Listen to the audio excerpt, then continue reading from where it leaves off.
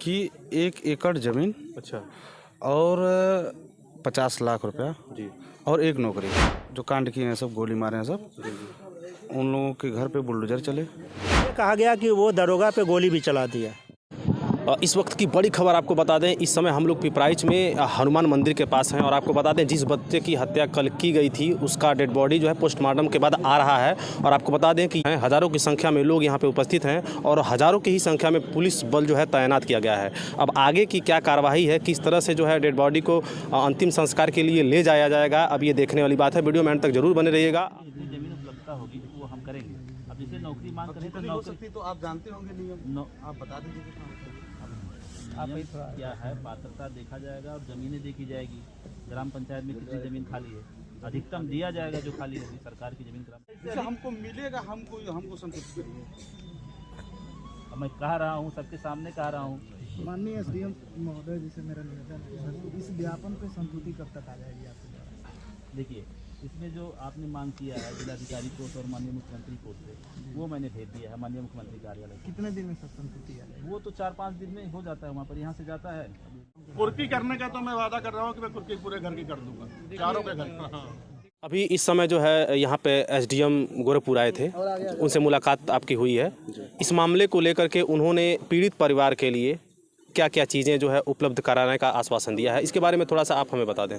ये आश्वासन दिए हैं कि 1 एकड़ ज़मीन, अच्छा और 50 लाख रुपया जी और 1 नौकरी। अच्छा और जो भी ये लोग जो कांड किए हैं सब, गोली मारे हैं सब, उन लोगों के घर पे बुलडोजर चले। हाँ, ये मांग है। तो इस चीज़ को लेकर के लिखित में दिया गया है जी हाँ, लिखित दिया गया। उन्होंने आश्वासन दिया है कि ये काम होगा। हाँ। और बहुत सारे ऐसे मामले देखने को मिलते हैं, सिर्फ आश्वासन दिया जाता है लेकिन उस पर जो है पूर्ण रूप से कार्य नहीं किया जाता है। इसके बाद यदि नहीं होता है तो फिर आप लोग क्या करेंगे? नहीं, हमारे चेयरमैन साहब भी थे वहाँ। अच्छा वो भी आश्वासन दिए हैं जी। और सीओ साहब भी थे जी और एसडीएम साहब भी थे, नायब तहसीलदार भी थे।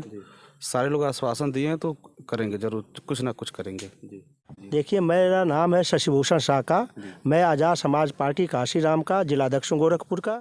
देखिए, जैसे ही घटना हुई तो हमारे यहाँ के स्थानीय जो भीम आर्मी आज़ाद समाज पार्टी के हमारे पदाधिकारी और कार्यकर्ता हैं, वो तुरंत मौके पे पहुँचे और यथास्थिति को जानने का प्रयास किए और यहाँ के गांव वाले पीड़ित के साथ खड़े रहे। ठीक है। और उसके बाद जैसे ही हमको पता चला तो मैं आज आया हूँ और यहाँ आने के बाद पता चला कि जो भी घटना घटी है बहुत ही दुखदायी है, बहुत निंदनीय है और इस मामले को शासन प्रशासन बड़े संजीदगी से ले रहा है। और जो हम लोगों ने मांगे रखी हैं उस पर एसडीएम साहब आए थे, उन्होंने कहा है कि जो मांगे रखे हैं आप उस मांग को पूरा किया जाएगा, माना जाएगा। जिसमें यह मांगा गया कि 50 लाख रुपये, 1.5 एकड़ ज़मीन और उसके बाद 1 व्यक्ति को नौकरी और इनकी सुरक्षा के लिए पुख्ता इंतज़ाम हो और जो अपराधी हैं उनको ऐसी सज़ा दी जाए कि एक नज़ीर बने, ताकि इस क्षेत्र में कोई फिर ऐसा कोई अपराध या कृत्य करने पे 10 बार सोचे।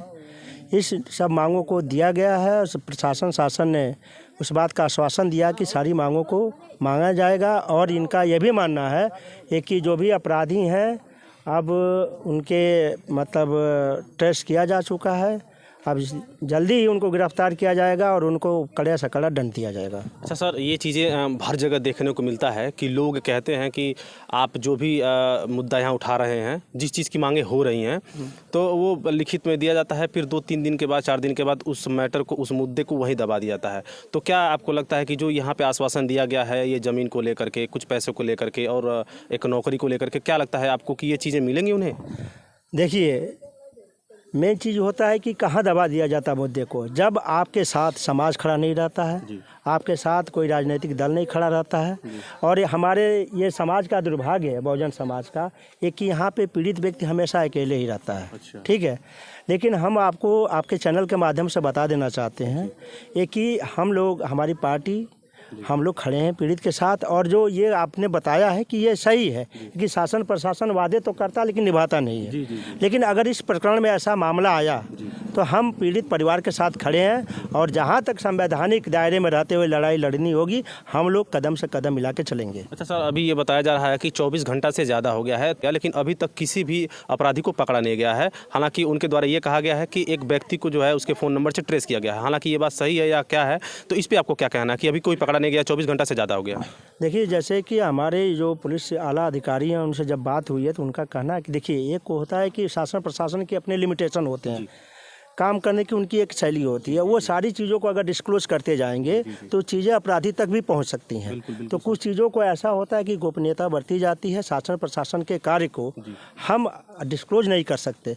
लेकिन जैसे अधिकारी महोदय ने कहा है कि हम यथाशीघ्र ही मामले को डिस्क्लोज किया जाएगा, आप निश्चिंत रहें और सज़ा ऐसी दी जाएगी कि यहाँ के लिए नज़ीर बनेगा। एक चीज़ ये भी देखने को मिल रहा है कि 11वीं में पढ़ने वाला लड़का और उसके पास असलहा, वो भी लहराते हुए स्कूल के ग्राउंड में जाता है। तो ये चीज़ें तो काफ़ी पहले से भी वो लोग प्लान किए होंगे, क्योंकि डायरेक्ट किसी के पास असलहा आएगा नहीं। तो ये एक प्रश्न चिन्ह ये खड़ा होता है कि ये असलहा उनके पास कैसे आ गया, और उसमें जो 4 लोग सम्मिलित हैं कहीं ना कहीं इसके पहले भी उन लोगों ने कोई घटना को अंजाम दिया होगा। तो ये एक बहुत बड़ा प्रश्न चिन्ह खड़ा होता है कि असलहा वो लोग कहाँ पा जा रहे हैं, किस तरह से जो है पुलिस प्रशासन को ये कहिए कि वो लोग लूज हैं। देखिए, जो आपने प्रश्न पूछा है इसमें पुलिस का लापरवाही है। उसमें जो 4 व्यक्ति हैं जो अपराधी हैं, उसमें एक पहले का अपराधी व्यक्ति रहा है। अच्छा, उसमें का एक जो है रहा। अच्छा, और ये कहा गया कि वो दरोगा पे गोली भी चला दिया। अच्छा, दरोगा के ऊपर गोली चलाने के बावजूद खुलेआम घूम रहा है? नहीं, खुलेआम नहीं, जेल गया था, वेल पे आया था। अच्छा। तो कहीं ना कहीं ये पुलिस प्रशासन को इस बात का ध्यान रखना चाहिए था कि इस प्रकार का व्यक्ति जो बाहर आया है उसको मतलब उसके गतिविधियों पे अगर ध्यान दिए रहते तो ये घटना नहीं हुई रहती। और जो असलहे की बात किए हैं तो ये भी तो उनके इकबाल पर प्रश्न है। कहने का मतलब ये है ये कि जो भी पुलिस प्रशासन की लापरवाही थी उसी कारण ये घटना अंजाम हुआ है, और आगे ना हो इसके लिए हमारा उनसे मांग है और हम परिवार के साथ खड़े हैं।